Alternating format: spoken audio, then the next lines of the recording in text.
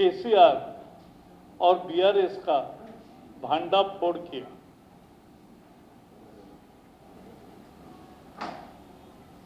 उन्होंने ये बताया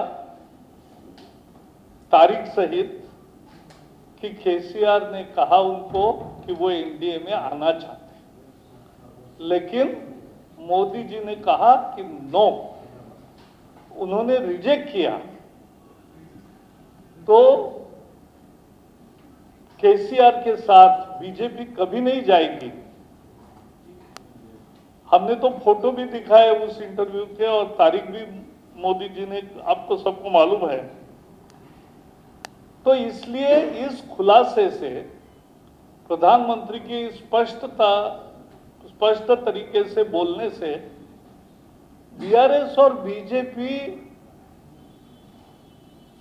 के समझौते का, अंदर खाने अंडरस्टैंडिंग का जो अफवाह कांग्रेस और बीआरएस दोनों फैला रहे थे, उसका भांडाफोड़ हो गया और वो अफवाहें सदा के लिए अब खत्म हो गई। उल्टा बीआरएस और कांग्रेस एक है, यह हमने 10 बार दिखाया और वो सबको मालूम है वो कैसे अलायंस में थे, कैसे मर्जर करना चाहते थे, कैसे उनके मंत्रिमंडल में मंत्री थे और बाकी भी। अभी कांग्रेस को वोट देते तो वो एमएलए बीआरएस में जाता।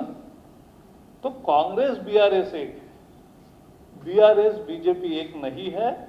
हम ही विरोध में है, बीआरएस को इस बार पराजित करेंगे, बीजेपी विजयी होगी, यह हमें पूरा विश्वास है।